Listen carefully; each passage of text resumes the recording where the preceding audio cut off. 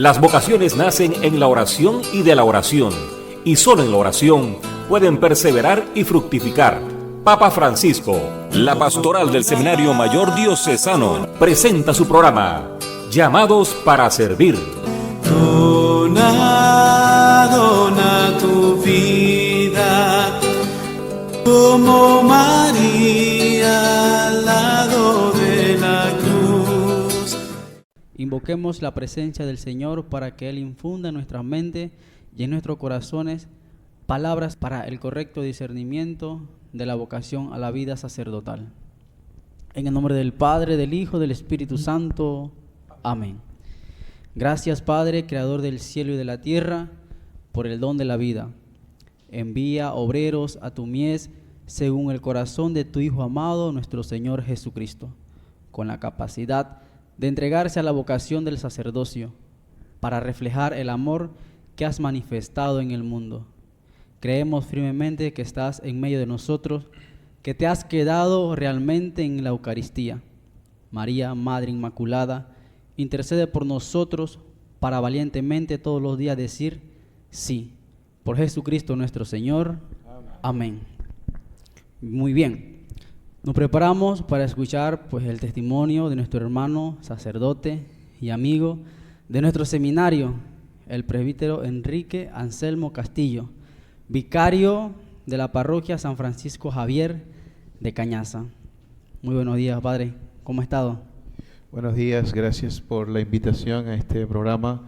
Es conocer también un poquito de la vida, del seminario y sobre todo también de estos grandes hermanos que me acompañan, tanto Aquilino como nuestro hermano Giomar, que están en este evangelizar y transmitir también a través de los testimonios y los temas, esta experiencia maravillosa de ese Dios que nos ama. Hoy domingo también que damos fuerza a lo que es el cuerpo y la sangre de Cristo que nos acompaña. Bueno, bien, como ya lo dijo Giomar, mi nombre es el sacerdote Enrique Castillo, oriundo de la provincia de Colón. Nací en una familia de escasos recursos, se puede decir, donde somos 5 hermanos, una hermana, y esa experiencia también de crecer en comunidad, de la convivencia en medio de todos. A veces la gente dice, ay, los padres nacen ya siendo así muy espirituales, pero no, en mi familia no eran tan espirituales, no era de ir a misa tampoco. Lo más que teníamos, por decir así, de espiritualidad, era la imagen de Nuestra Señora Milagrosa, y que mi mamá nos decía que ella era la madre de Jesús y también era nuestra mamá, era lo más cercano así. Y bueno, fui creciendo en ese ambiente también, como dice, de una familia de bajos recursos, pero también con valores. Mamá siempre nos enseñaba el valor de la honestidad, el valor de creer en Dios, aunque no íbamos, pero siempre nos invitaba a esa experiencia de creer en Dios. Y vamos creciendo en la vida de lo que es el colegio, las amistades, los grupos también. Nos vamos integrando de una u otra forma también a diferentes, o vinculando a diferentes cultos, por decir así, porque como no teníamos una fe definida, entonces uno mismo iba buscando. Por eso en mi familia hay mi hermana es testigo de Jehová, el otro es adventista, el otro participó en la iglesia pentecostal. Cada quien fue buscando como su camino espiritual, por decirlo así, ¿no? Entonces en ese también yo ya en mi adolescencia, con ese deseo de Dios, ese deseo de llenar esa sed de trascendencia, esa espiritualidad, fui buscando diferentes, por decir así, caminos o iglesias, ¿no?, en donde buscaba encontrarme con Dios. Mi mamá nos decía, bueno, ustedes vayan donde crean que se sientan bien, ¿no? Más o menos así va creciendo un poquito mi vida, ¿no? Por decir así, en diferentes cultos y pensamientos cristianos. Entonces, C3, usted. Sí, C3, Colón. Colón, muy hermoso Colón. Muy hermoso, su gente, su comida, la alegría, en medio de todas las situaciones también, porque donde crecí es un barrio bastante, por así decir, peligroso, así un poco caliente, decimos allá, donde pues se mezcla, ¿no?, el tema de una fe. Pues sí, está la fe metida, pero también está la violencia, también está el tema de de que por ahí siempre agarran uno y le quieren matar y todo esto, ¿no? En medio de esas situaciones, pues uno va creciendo y va aprendiendo también que en realidades difíciles Dios también manifiesta su amor, su misericordia, ¿no? Bueno, en medio de todo eso, Padre, que nos ha contado que los fieles oyentes de Radio Veragua nos están escuchando, ¿cómo descubre usted en medio de toda esta realidad de culto, en medio de su familia, en medio de esta situación que se vive en Colón, ¿verdad? ¿Cómo descubre usted ese llamado? Dios me está llamando a mí para formarme para ser sacerdote. ¿Cómo fue ese descubrimiento? Bueno, hay muchos factores, ¿no? El primero, pues viendo un documental de Madre Teresa, Santa Madre Teresa de Calcuta, donde una vecina, porque no teníamos televisión, así que incluso en ese tiempo pues también la televisión en blanco y negro, o sea bastante el que tenía. Entonces íbamos a la casa de la vecina, ¿no? Y en el momento que podíamos, y en ese momento ponen un documental y me quedé viéndole cómo ella le daba pues comida a los pobres, ¿no? Y me impactó mucho. Tenía como alrededor de 15, 16 años. Me impactó tanto que incluso lloré. Yo decía, wow, pero ¿por qué me tocó tanto lo que está haciendo? Yo no sabía en ese momento que era, digo, esa señora, porque yo no conocía los conceptos de monja religiosa, vida consagrada, sacerdocio. O sea, yo estaba prácticamente bastante ignorante al tema de la fe, pero con una sensibilidad espiritual muy profunda, ¿no? Entonces, al ver a esta monja que está ayudando a los pobres, genera en mí el deseo de querer también ayudar a los demás. De ahí como que comienza, ¿verdad?, ese llamado como a servir, prácticamente como a servir. Luego, ya saliendo de sexto año en el colegio, vamos caminando por las calles de Colón y me encontré con una persona, un indigente, un hermano indigente que me pide dinero, pero yo lo miro y aparte que no tenía, hubo mucha presión también de parte de mis compañeras, porque me dicen, no le des plata a tal persona, a esas personas, porque ellos van a fumársela o van a alcohol o algo. Ajá, van a hacer mal uso de eso, así que no lo hagas, ¿no? Pero sí quedé con el deseo de querer como ayudar, ¿no? Aunque no es que tenía mucho dinero, pero lo poco quería dar algo, ¿no? Y quedé me fui, llegué a la terminal. Una vez que llegamos allá, ellas se montan cada una en su bus. Fue tanto el impacto de esta persona que yo regresé, caminé hasta donde estaba la persona para darle algo de dinero, y cuando llego pues no veo a nadie por ahí. Comienzo a preguntar a las personas, oye, aquí no hay una persona que estaba pidiendo. Dicen, no, nunca ha habido una persona que pide aquí, hay otros lugares pero aquí nunca sé. Entonces entendí, en ese momento comenzó un profundo deseo de saber qué estaba pasando, y descubro, ¿verdad?, o hago mi lectura espiritual de que era el mismo Jesús que de una u otra forma me estaba llamando, me estaba pidiendo ayuda, y que yo pues le había dicho que no. Y me hizo una promesa mientras caminaba de regreso a agarrar el bus, de que nunca le negaría a nadie que me pidiese, porque ahí estaba la presencia de Jesús. Fui leyendo en esos rostros sufrientes, en esa gente de la calle, fue que fui como descubriendo el llamado primero, que fue a servir o a darme a los demás. Interesante, porque el Señor pues se manifiesta de todas formas y en personas, y entonces allí usted fue descubriendo ese proceso, ¿no? ese llamado del Señor. Y específicamente usted dice, bueno, voy a entrar al seminario. ¿En qué momento usted dice, ya he vivido esta experiencia de la Madre Teresa, esta experiencia de Jesús que se hace presente en el hombre, y usted dice, bueno, es que el Señor me está llamando al seminario, a ser sacerdote? Bueno, como te decía, no conocía el tema de seminarista, de seminario, de sacerdocio. O sea, para mí esos conceptos no estaban, porque, como te decía al inicio, como estaba en otras denominaciones cristianas, yo quedé enganchado un poquito con la iglesia adventista. Entonces ahí es donde yo iba, a los 15, 16 años participaba. estaba muy conectado con ellos en oración, pero había un amigo del colegio que era sacerdote, y como yo quería traerlo a la iglesia adventista, yo lo invité y él me dijo, mi mamá no va a dejar que yo vaya allá, a menos que tú vengas primero a la iglesia, vengas a mi iglesia católica y después vamos, y ya será como una forma de poder hacerlo. Y yo con ese deseo de querer atraerlo a la iglesia adventista, entonces fui allá. Y entonces tuve mi primera experiencia, podré decirlo así, mi primera experiencia con Jesús Eucaristía. Digo primera porque cada día es una experiencia profunda con el amor de los amores, que ahora sé que es Jesús Eucaristía. Y pasó en el momento cuando el sacerdote eleva pues la hostia consagrada y dice, este es el Cordero de Dios que quita el pecado del mundo. Yo en un momento quedé flechado, quedé como anonadado, quedé como... y veía que la gente se ponía de rodillas. Digo, ¿qué está pasando, no? Y en ese momento, pues sentí una presencia profunda de Dios. Quizás yo puedo decir como el primer llamado a acercarme a las cosas santas, a las cosas de Dios. Y le pregunto a mi compañero, le digo, oye, eso que... y me dice, silencio, que estamos en un momento muy importante, ¿no? Una vez termina la misa, le pregunto, oye, eso como del Cordero, ¿eso qué es? Quedé muy inquieto. Y él me dice, no, ese es el pan que nos dan y todo lo demás. O sea, él no sabía cómo explicarme lo que había, porque era un católico, como dice un católico, que iba a misa, pero que no tenía una profundidad espiritual para eso, ¿no?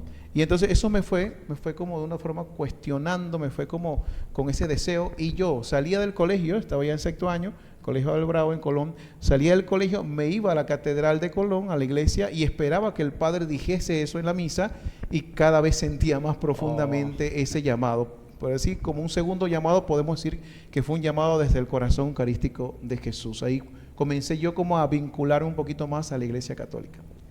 Que bueno, es que Jesús Eucaristía es el centro y culmen de nuestra fe, ¿no? Entonces, sentir este es el Cordero de Dios que quita el pecado del mundo, pues es lo que nos impacta mucho a nosotros. Y entonces, Padre, ¿cómo fue ese tiempo de seminarista? Bueno, entonces ya de ahí, pues tomo la decisión, le digo yo al pastor de la iglesia evangélica, me causa gracia decirlo, le digo, oiga, estoy sintiendo esto de que Jesús está ahí. Dice, no, los católicos inventaron esto, no le das caso. O sea, yo digo, no, el corazón me está diciendo que busque al Señor ahí, y lo voy a buscar. O sea, no puedo, tengo que ir a comprobar que Él está ahí. Entonces dejé de ir a la iglesia adventista y comencé a congregarme en la iglesia católica. Y bueno, ya meterme en el proceso de catequesis, ¿no? Que 19 años, era el más grandote, el más grandote de todos los muchachos, por ahí estaba, y dominaba algo de la palabra, porque había aprendido algo también de la palabra de Dios en los hermanos de otras iglesias. Y de ahí comienzo ese proceso. Y ya, una vez que hago la primera comunión, se confirma un llamado. Ya conozco un poco la iglesia, conozco qué es la iglesia católica, conozco un poco de lo que son los seminaristas, los llamados consagrados. Y pues ese día, pues fue un día maravilloso. O sea, yo sentí que dentro de mí entró un trozo grandísimo de amor. Comencé a llorar, quería abrazar a todo el mundo. Yo pensé que me había vuelto loco de amor, porque sentía que tenía tanto amor dentro de mí el día de mi primera comunión, que llegué a la casa, recuerdo, y abracé a mi mamá llorando, y me decía, ¿qué te pasa? Mamá, es que he recibido el amor. Pero ¿qué estás hablando tú? Tú estás loco, ¿no? Y a mis amigos y a todo el mundo, no podía parar de abrazar a la gente, porque había entrado en mí tanto amor. Entonces, de esa profundidad de amor, que es el corazón eucarístico de Jesús, que ahora entiendo perfectamente, comienzo a sentir el llamado a consagrar mi vida, al ver que en mi capilla pues llega un joven que era seminarista, pero también de la vida religiosa, ¿no? Entonces, cuando lo veo, le pregunto, ¿y tú qué eres? ¿No? Y me dice, no, yo soy seminarista. ¿Y eso qué es? Y entonces me comienza a hablar un poquito del seminario y todo esto. Y dije, yo quiero ir a hacer esa experiencia, ¿no? Y así entro al seminario, ¿verdad? Con un joven que es el que como que me motiva, o la figura que Dios pone, que me lleva al seminario. Y lo más chistoso de todo es que una vez que llego al seminario, a los 3 meses el seminarista se va. Y para mí fue como duro esto, de ¿cómo así? ¿Se pueden salir todos? Ahí descubrí que sí se podía salir, y digo, wow, increíble, ¿no? Pero fui reforzando esa experiencia vocacional, y pues estando en el seminario también conozco la figura de otro santo, San Juan Pablo II, que es en ese año pues se trae la reliquia de Juan Pablo II, año 2013, la llevan al Seminario Mayor San José, donde comienzo mi formación, y es allí donde comienzo a tener también una experiencia muy profunda con este santo, y comienzo a ver la vida de él como un modelo también de santidad en el sacerdocio. Es algo muy importante, Padre, la santidad, porque hoy en día muchos jóvenes, muchas personas, muchos católicos, como que no nos interpelamos el tema de la santidad, como que lo vemos como un ideal muy alto que no podemos alcanzar. Casualmente, pronto está por canonizarse Carlos Acutis, ¿verdad? Entonces, es algo que también nosotros podemos alcanzar, algo que podemos alcanzar. ¿Alguna experiencia que usted haya tenido, Padre, en el seminario que lo haya marcado y haya dicho? ¿No? Porque sigue siendo cada vez que comulgo. O sea, cada vez que comulgo para mí es como experimentar el amor de Dios, esa fuerza. En el seminario realmente lo que me sostuvo fue eso. En momentos difíciles, para ustedes que nos están escuchando, los seminaristas pasan momentos muy duros, muy difíciles, económicos, emocionales, espirituales, crisis vocacional, ¿verdad? De todo, hay de todo, un conjunto que son necesarias, ¿no? Yo pasé de todo eso, de toda clase de tentaciones, dificultades en el estudio también. Creo que una de las dificultades más fuertes fue en el hebreo. Cuando estudié hebreo no me entraba el hebreo para nada. Y bueno, por ahí está el padre Juan Danilo, que fue el ángel, digo yo, que Dios, que me hizo entender un poquito del hebreo y poder pasarlo, porque creo que si no, no había. Importante también la comunión con los hermanos, ¿no? Ahora que ya somos sacerdotes nos reímos, pero fueron momentos difíciles, pero experiencias profundas. Así fue, con Jesús, Eucaristía, y luego pues la gran sorpresa que el mismo Jesús me lleva y me presenta a su mamá, a la Virgen María, que ha sido, puedo decir yo, que son mis dos grandes amores y que sostienen también mi vida sacerdotal: Jesús, Eucaristía y la Virgen María. Qué interesante. Padre, ¿y cómo llega usted a nuestras tierras?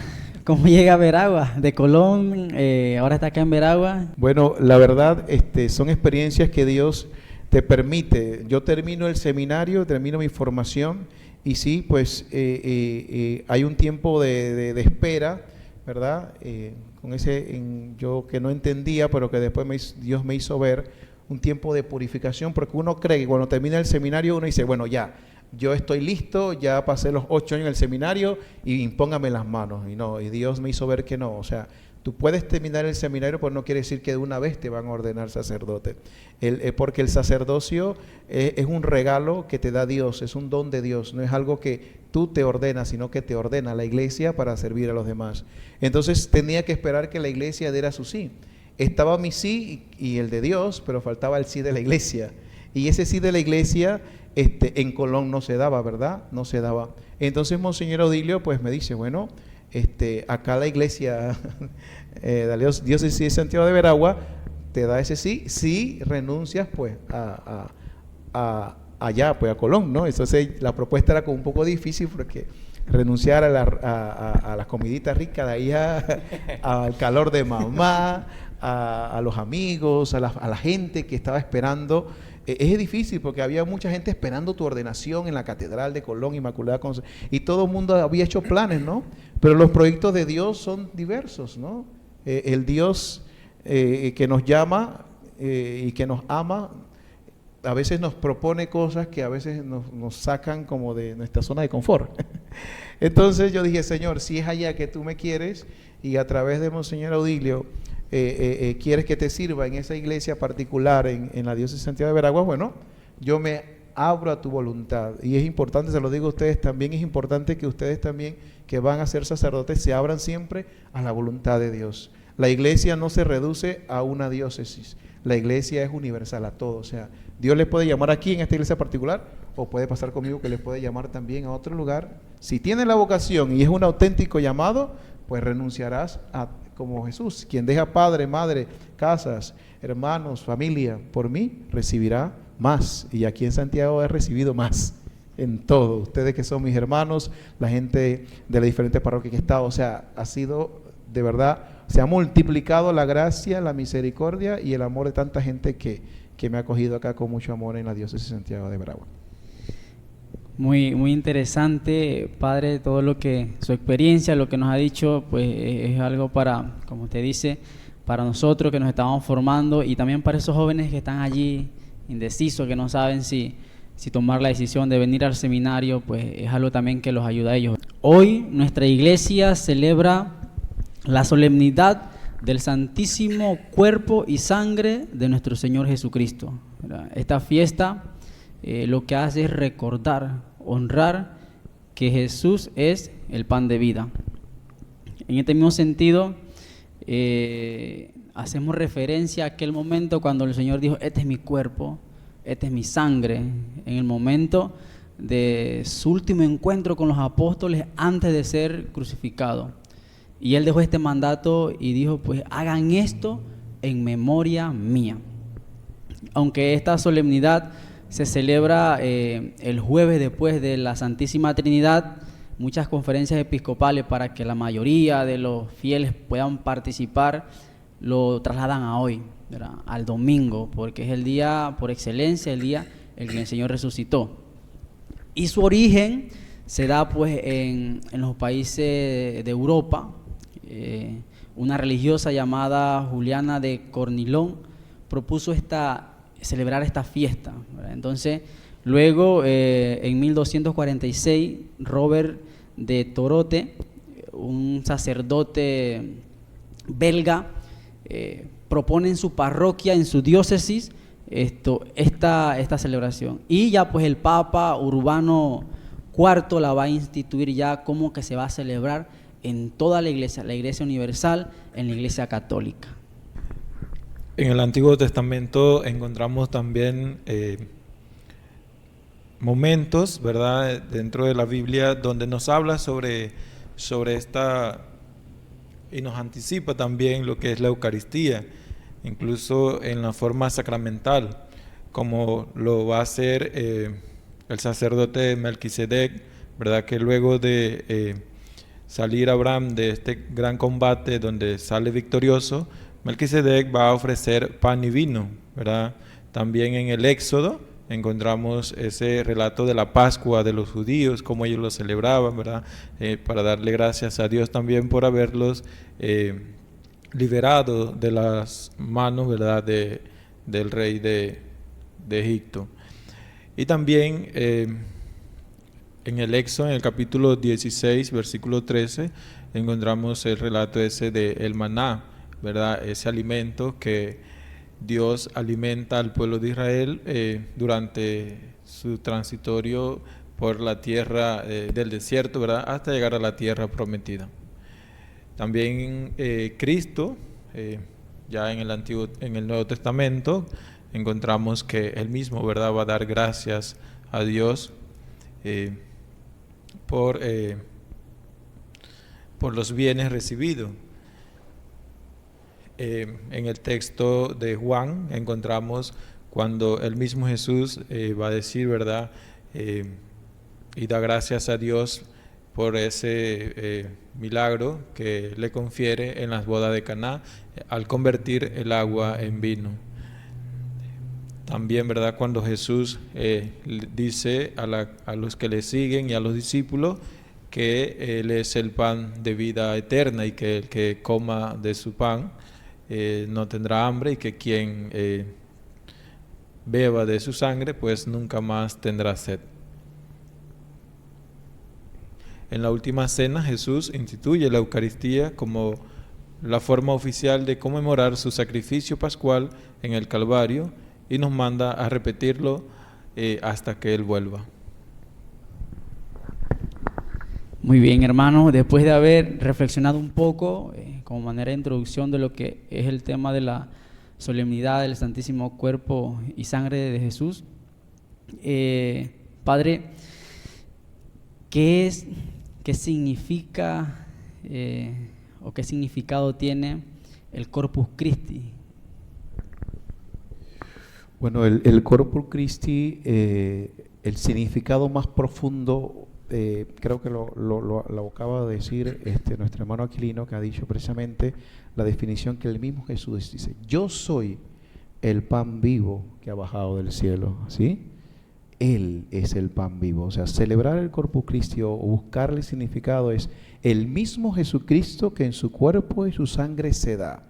O sea, el tesoro más grande que tiene la Iglesia para darnos a nosotros es Cristo, y lo da en la Eucaristía.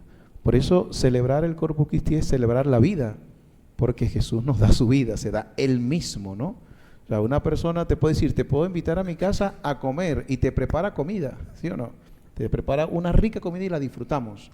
Pero Jesucristo se hace Él mismo comida.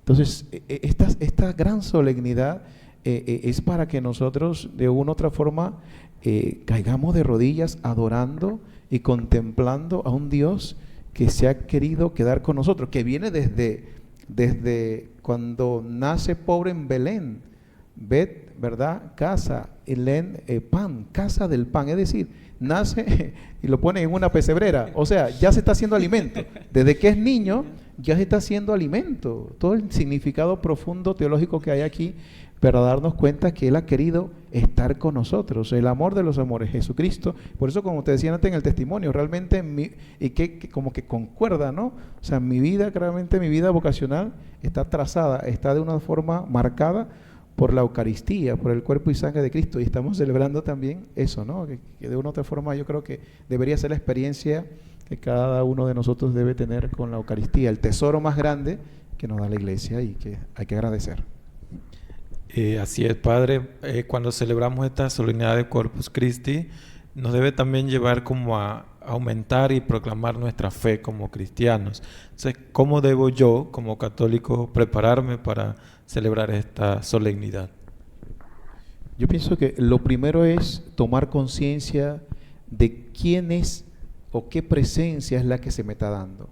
Porque yo ya hablo como sacerdote, me duele ver cómo personas se acercan a comulgar de repente con la mano en el bolsillo, o masticando chicle, o distraídos, o otros simplemente no se han casado, no se han confesado, y se quedan sentados como si nada. O sea, Jesús está dando y hay como de una u otra forma una indiferencia frente a tal don, a tal regalo, ¿no? Entonces yo siento que la preparación debe ser, primero conciencia, el que está ahí no es cualquiera, es mi Señor. Luego que tomo conciencia, ¿verdad? Hacer un verdadero acto de contrición por las veces que no he comulgado bien, por las veces que no he hecho o no he participado en las horas santas. A veces duele ver que ahí se expone el Santísimo, hay adoración o en los sagrarios que está el Señor, y mucha gente pasa de largo y no va. Entonces es una preparación, y de hecho San Alfonso María de Ligorio también nos habla de la comunión espiritual, que ayuda también al fiel a poder, cuando va a recibir la Eucaristía, estar bien preparado, dispuesto. Serían como algunos momentos. La conciencia, la comunión espiritual, y también ayuda mucho también a acercarnos a este sacramento con esa fe profunda de que el Señor me espera y ese Señor se ha hecho pan de vida para mí.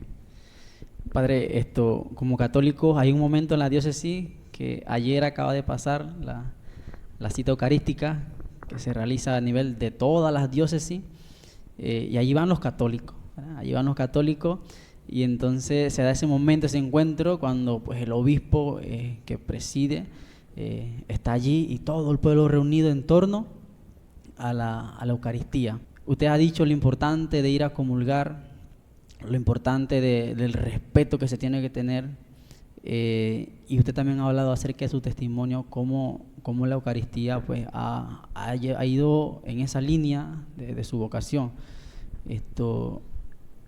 ¿Qué es la Santa Eucaristía? La Santa Eucaristía, para que nuestra gente lo entienda, ¿qué es?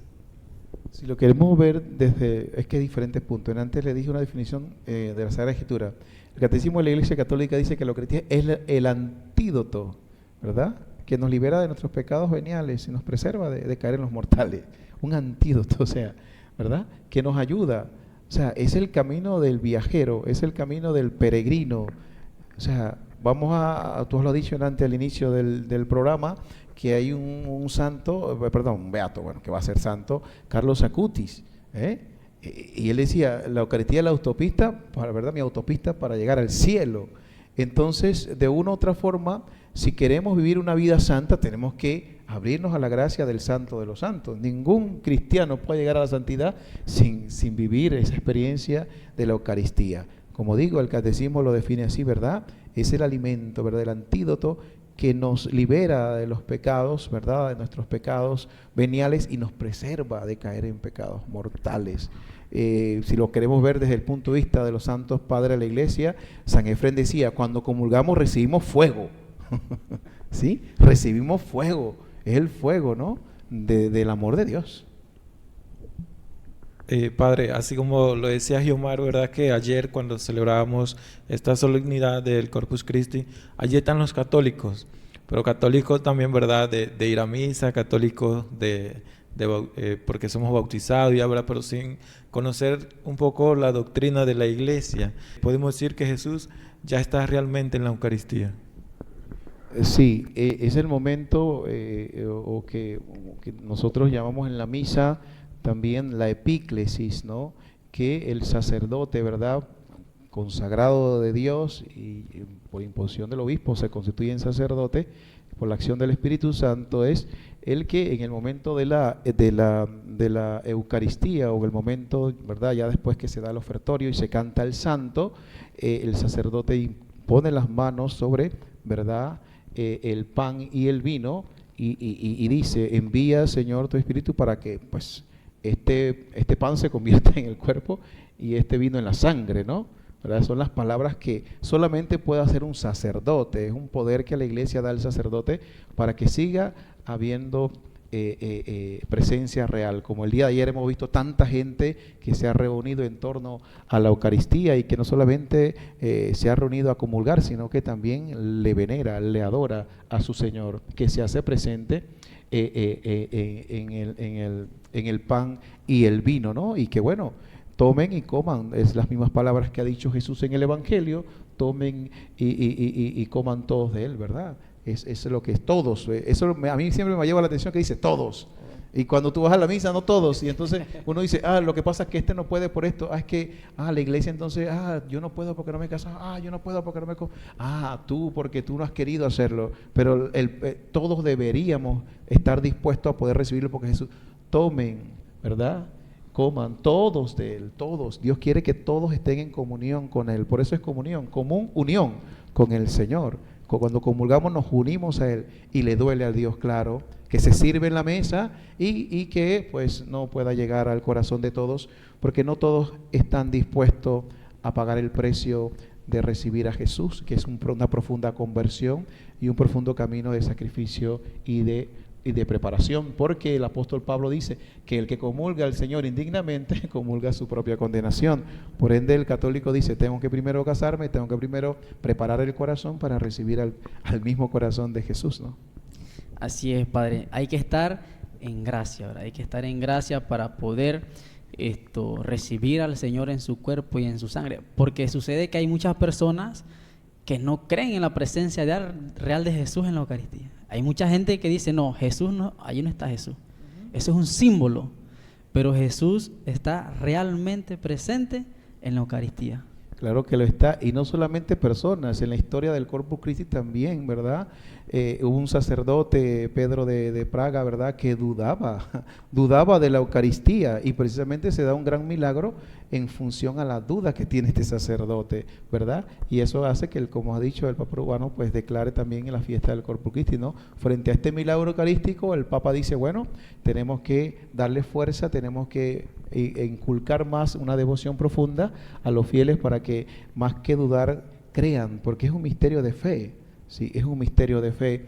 Y claro, como decía antes, hay gente que no quiere comulgar, va a misa, pero no quiere convertirse, más que comulgar, no quiere convertirse. Pero hay otra gente que sí, yo he visto señoras, como sacerdote de testimonio, señoras que, bueno, vamos a suponer se casaron y no funcionó el matrimonio y están esperando que se dé la nulidad.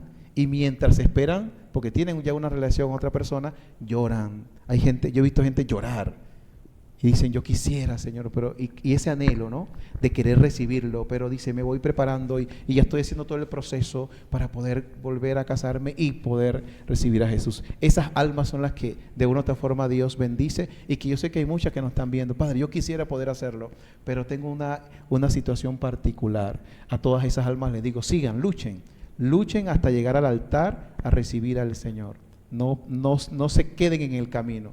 Aunque sea difícil el proceso, luchen, porque vale la pena luchar por recibir el tesoro más grande de la iglesia, que es Jesús, Eucaristía. Bueno, así es, queridos hermanos, pues, luego de haber escuchado el testimonio del Padre Enrique y hemos hablado acerca de la importancia del Corpus Christi, de la Eucaristía, Padre, hay muchos jóvenes por allí indecisos que dicen, no sé si darle mi respuesta al Señor, si comprometerme con esto. Déjenle unas palabras a esos jóvenes para que si el Señor les está llamando, se atrevan a dar el paso y decir, voy a discernir mi vocación, y si el Señor me llama al sacerdocio, pues decir, aquí estoy para hacer tu voluntad. El tema vocacional es un tema misterio. La vocación es un misterio. O sea, cuando veo mi vida digo, es un misterio.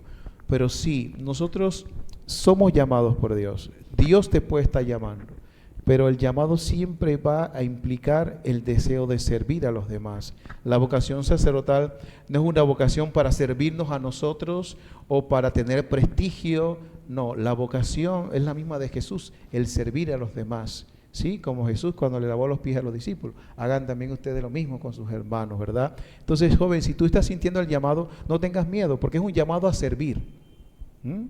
Es un llamado a servir a los demás.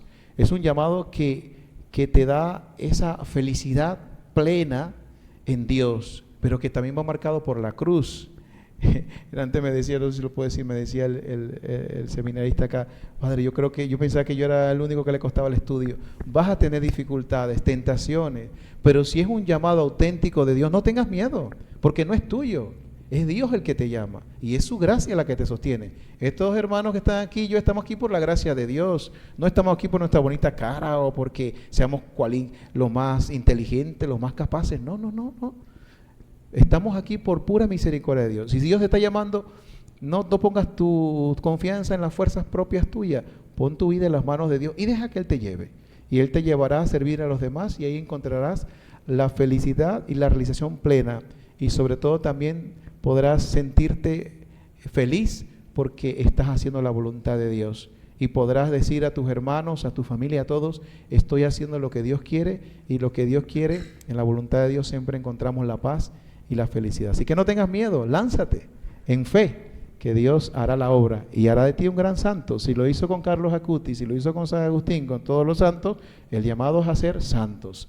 Bien, queremos recordarle a los jóvenes de la Misión del Norte de Santa Fe, a la Parroquia Santa Fe, también a los jóvenes, que el sábado 8 de junio se estará realizando un retiro vocacional en la parroquia durante la mañana, para que vayan llegando, invitándole a todos estos jóvenes de la parroquia de Santa Fe, la Misión del Norte, que se acerquen, que los seminaristas están por allá, están visitando las comunidades, y vamos a tener ese encuentro. ¿Con miras a qué? Porque el día 9, domingo, se va a celebrar también la Eucaristía en honor a Jesús Héctor Gallego, ¿verdad? Y queremos compartir ese testimonio del Padre Jesús Héctor Gallego, y que pues muchos jóvenes también se sientan interpelados y digan, yo puedo trabajar también como el Padre Gallego, que hizo y transformó también la realidad de Santa Fe. Aquilino, ¿tienes algunos saludos por allá? Solamente para animar a los jóvenes, como lo hacía el Padre Enrique, ¿verdad?, a que se cuestionen sobre su vida vocacional, sobre para qué Dios me ha traído a este mundo. Y bueno, invitar a los jóvenes, ¿verdad?, a este encuentro que vamos a tener en Santa Fe el próximo sábado, para ayudar a los jóvenes a discernir sobre su vida vocacional. Y yo siempre le digo a los jóvenes que el mayor regalo que uno puede darse en la vida, ¿verdad?, no es el carro del año, no es sino, ¿verdad?, conocer a Cristo a través de este proceso vocacional. Y ese regalo que uno se da a sí mismo, como decía el Padre en su testimonio, al recibir esa alegría, que es algo que uno no puede comprenderlo desde la razón, ¿verdad?, se desborda con los papás, con los hermanos, en la comunidad, y esto es un grano de bendición en la comunidad y dentro de la familia. Entonces, yo siempre digo a los jóvenes, si quieres darle también o hacer llorar a tu mamá, ¿verdad?, hazla llorar de felicidad, hazla llorar de ese momento emocional donde ella vea que tú estás triunfando, ¿verdad? Entonces, esto es mi mensaje para los jóvenes, y también saludar hasta la comunidad de Los Lajones, a mi mamá, ¿verdad?, María Isabel Sanjur, que todos los domingos escucha nuestro programa, ¿verdad?, y escucha también la Eucaristía. Le mando pues mis saludos calurosos a mi sobrina y a mi hermana también que viven con mi mamá. Sí, padre, usted que ha estado en Catedral, ha estado en Cañaza, ha estado en Los Ruices, ha estado en San Juan, en Atalaya también estuvo un tiempo. No sé si tienen un saludo por allá, un mensaje para toda esta gente. Bueno, para toda la gente, ¿verdad? En las diferentes parroquias que he estado, en Catedral, en San Juan, en Los Ruices, a la actual en Cañaza, en Atalaya, a todos mi bendición. Les pido, oren por mí, por estos seminaristas, por todos, por el obispo, por la diócesis, para que sigan surgiendo santos y buenos sacerdotes. Y bueno, animarles a seguir ayudándonos, colaborándonos, de verdad, a todo el pueblo, de manera muy particular ahora, porque estoy en la parroquia en Cañaza, a todas las comunidades, 62 comunidades, y también pues a la misma parroquia, a todos. Gracias por su colaboración con el seminario, y sobre todo gracias por ser ese pueblo santo de Dios que camina en la esperanza y que ama a Jesús Eucaristía. Bien, vamos a disponernos para recibir la bendición. El Señor esté con ustedes. Y con tu espíritu. Y la bendición de Dios Todopoderoso, Padre, Hijo y Espíritu Santo, descienda sobre ustedes y les acompañe siempre. Hemos escuchado el programa Llamados para Servir. Será hasta el próximo domingo. Y serás siervo de todo hombre, siervo por amor, sacerdote de